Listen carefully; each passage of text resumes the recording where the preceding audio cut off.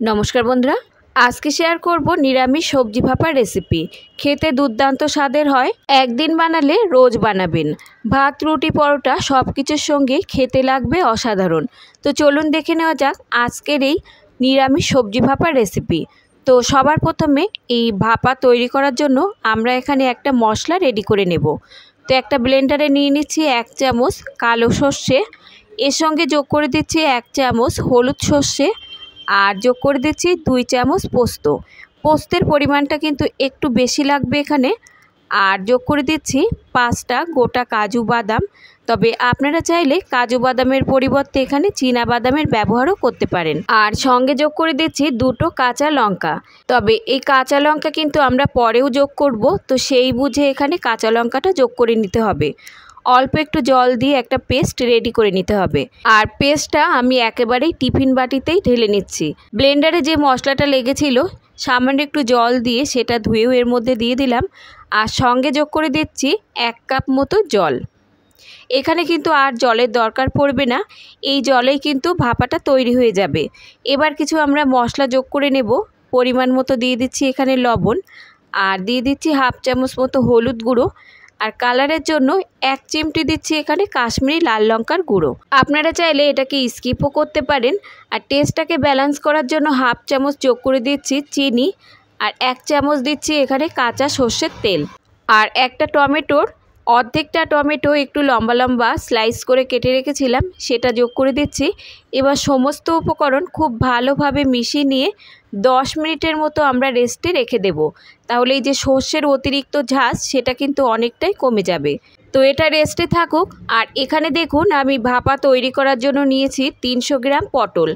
পটলের দুই পাশ কেটে অল্প অল্প খোসা রেখে আমাদের সমস্ত পটলগুলোকে ছাড়িয়ে নিতে হবে। তবে আপনারা চাইলে পুরো খোসাও কিন্তু পটলে ছাড়িয়ে নিতে পারেন। তো আমি এখানে অল্প অল্প খোসা রেখে ছাড়িয়ে নিচ্ছি। আর যে অল্প অল্প খোসা আছে সেগুলোকে এভাবে হালকা করে একটু আঁচড়ে নিতে হবে। বন্ধুরা, কখনো যদি পটল ভাপা আপনারা এভাবে তৈরি করে না খান তো একবার এভাবে বানিয়ে দেখবেন, এতটাই সুস্বাদু হবে যে একবার বানালে কিন্তু আপনারা রোজ বানাবেন।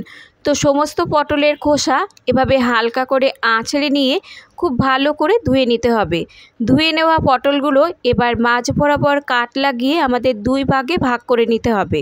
আর এই ভাপা করার জন্য যদি একটু নরম কচি দেখে পটল নেন তাহলে সেই পটলের ভাপা খেতে কিন্তু হবে দারুণ টেস্টি।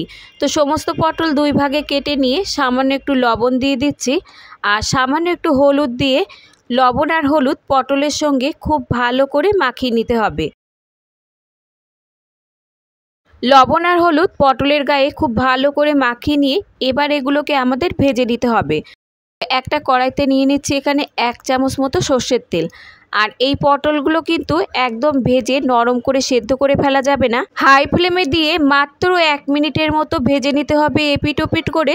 তাতেই দেখবেন পটলের গায়ে একটা হালকা লালচে রং ধরে যাবে। আর এভাবে একটু ভেজে নিলে পটলের যে কাঁচা গন্ধ সেটাও চলে যাবে। এতে করে ভাপা দেখতেও যেমন ভালো লাগবে আর খেতেও হবে দুর্দান্ত।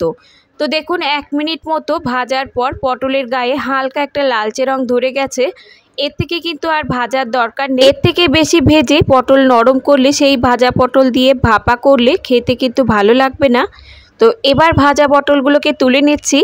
আর যে মশলা আমরা রেডি করে 10 মিনিটের মতো রেস্টে রেখে দিয়েছিলাম, এখন এই মশলার মধ্যে আমরা পটলগুলো যোগ করে খুব ভালো করে পটলের গায়ে মশলাগুলো মাখিয়ে নিতে হবে।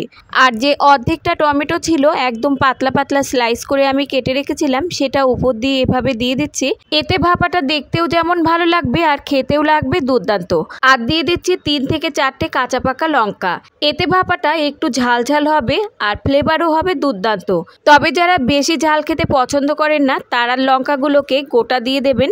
এতে করে ভাপার মধ্যে একটা দারুণ ফ্লেভার আসবে আর গোটা লঙ্কাগুলো ভাতের সঙ্গে মেখেও কিন্তু খেতে ভালো লাগবে। উপর দিয়ে দিয়ে দিচ্ছি আরও 1 চামচ মতো সর্ষের তেল।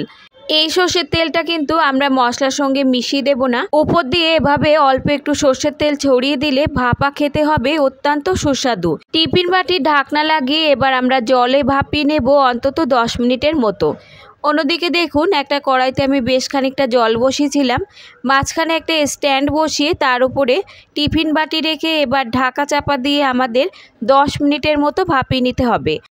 আর জলটা এমনভাবে দিতে হবে টিফিন বাটি সামান্য একটু ডুবে থাকবে, সেই রকম বুঝে কিন্তু জলটা এখানে যোগ করে দিতে হবে। এবার ঢাকা দিয়ে আমরা রান্না করে নেব 10 মিনিটের মতো। 10 মিনিট পর ঢাকনা তুলে নিচ্ছি। তৈরি হয়ে গেল দারুণ সুস্বাদু সম্পূর্ণ নিরামিষ পটল ভাপার রেসিপি, যেটা ভাত, রুটি, পরোটা সব কিছুর সঙ্গেই খেতে লাগবে অসাধারণ। এবার আমি নামিয়ে আপনাদের দেখাচ্ছি যে ভাপাটা কেমন তৈরি হলো।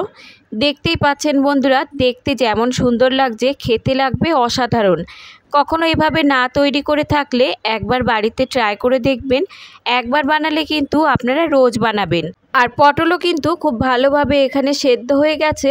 তো আজকের রেসিপি যদি আপনাদের ভালো লাগে, লাইক, শেয়ার, কমেন্টের সাথে সাথে চ্যানেলটাকে সাবস্ক্রাইব করে রাখার অনুরোধ রইল।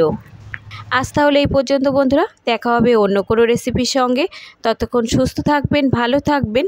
আর সম্পূর্ণ রেসিপিটি দেখার জন্য সকলকে ধন্যবাদ।